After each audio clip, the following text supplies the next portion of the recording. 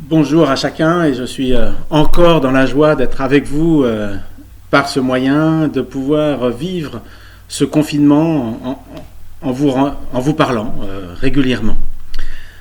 Nous arrivons aujourd'hui dans cette semaine sainte où nous voulons penser aux dernières heures, aux derniers jours de Jésus-Christ sur la terre. Et aujourd'hui, c'est, je dirais, l'anniversaire quelque part de ce repas que Jésus va prendre avec ses disciples, ce repas de la Pâque que Jésus décide de prendre avec eux une dernière fois.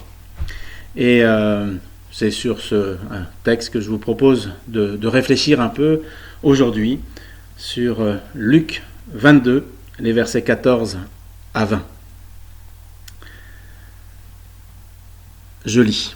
L'heure venue, il se mit à table, et les apôtres avec lui. Il leur dit, j'ai vivement désiré manger cette Pâque avec vous avant de souffrir, car je vous le dis, je ne la mangerai plus jusqu'à ce qu'elle soit accomplie dans le royaume de Dieu. Il prit une coupe, rendit grâce et dit, prenez ceci et partagez-le entre vous. Car je vous le dis, je ne boirai plus désormais du produit de la vigne jusqu'à ce que vienne le royaume de Dieu. Puis il prit du pain. Après avoir rendu grâce, il le rompit et le leur donna en disant « C'est mon corps qui est donné pour vous. Faites ceci en mémoire de moi. » Il fit de même avec la coupe. Après le dîner, en disant « Cette coupe est l'alliance nouvelle en mon sang qui est répandue pour vous. » Jésus veut fêter encore Pâques et nous avons dans notre dernière vidéo parlé de ce plaisir que Jésus avait de fêter, d'aimer faire la fête. Et il est rentré à Jérusalem avec les applaudissements dans cette arrivée triomphale. Et Jésus, je crois, désire tout particulièrement vivre cette fête, mais il sait une chose, c'est que cette fête, ce sera la dernière qu'il vivra sur cette terre avant sa mort, avant toutes ses souffrances. Et donc, cette der des der, ce dernier repas partagé avec ses disciples, a certainement un air plus grave que d'habitude, certainement un peu moins joyeux que les précédentes Pâques qu'il a pu vivre avec ses disciples. Mais le désir de fêter, quand même, est là et il veut être présent avec eux. Ce repas de la Pâque qu'il partage avec ses disciples et qu'il a dû partager déjà plusieurs fois, qu'il a vécu déjà enfant, plus de 30 ans qu'il vit la fête de Pâques, c'est bien cette commémoration de la sortie d'Égypte, de ce pays, de ce repas donc, de Pâques que l'on prend avec du pain sans levain.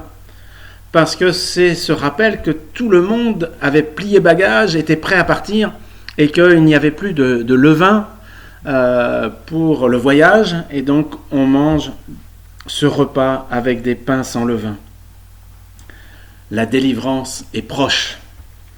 Et je dirais même que la prise de ce repas, c'est déjà de proclamer que la délivrance est là. Ils sont libres, même si ce n'est pas encore la réalité, ils sont encore dans le pays d'Égypte, ils ne sont pas encore partis, mais quelque part ce repas c'est pour dire « nous sommes libres ». Et c'est déjà une proclamation à l'avance de la liberté qui les attend. Et de même, ce repas de la Pâque, que nous partageons régulièrement, est là pour annoncer la délivrance. Et c'est ce que Jésus aussi veut annoncer ce jour-là, que déjà est annoncé par ce partage du repas la délivrance de son peuple, la délivrance du péché, délivré, libéré de la mort spirituelle. Et la coupe, comme il nous le dit à la fin là, annonce la nouvelle alliance dans le sang de Jésus. Cette nouvelle alliance qui ne sera plus celle de la loi, mais celle de la foi, de la grâce.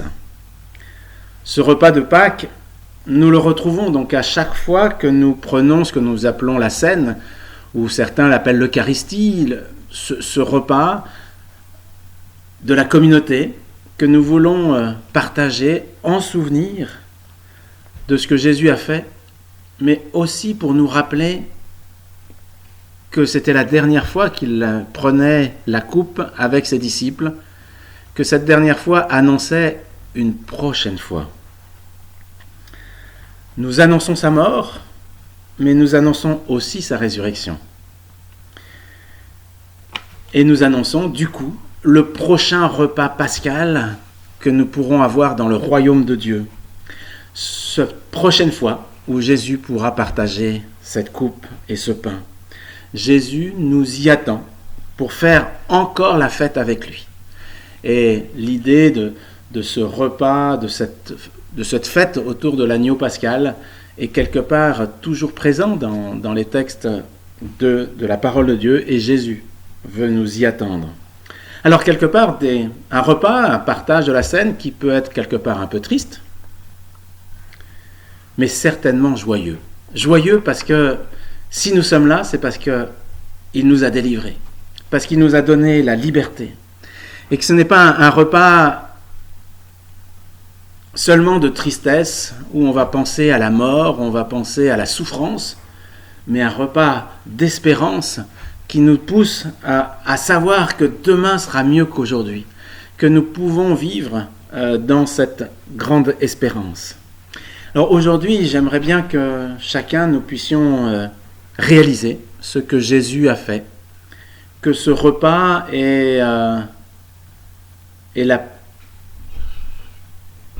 je voudrais dire le déjà de sa mort, qui n'est pas encore, le déjà de son sacrifice, le déjà de notre péché porté sur lui, de cette souffrance qu'il va vivre, mais aussi le déjà de sa résurrection, le déjà de cette vie de l'Église qui attend son retour, qui attend ce repas que l'on prendra avec lui.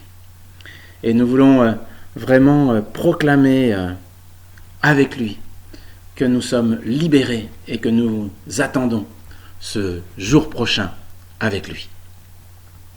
Que cette semaine sainte, nous puissions la continuer, la vivre en réfléchissant quelque part à notre péché, à notre infidélité par rapport à lui, à ce que nous ne faisons pas comme il aimerait que nous fassions, à ce que nous ne sommes pas ce qu'il attend de nous, et que nous puissions ainsi nous remettre en question, que nous puissions remettre les pendules à zéro, parce que Jésus-Christ veut nous porter et nous apporter la délivrance, la liberté.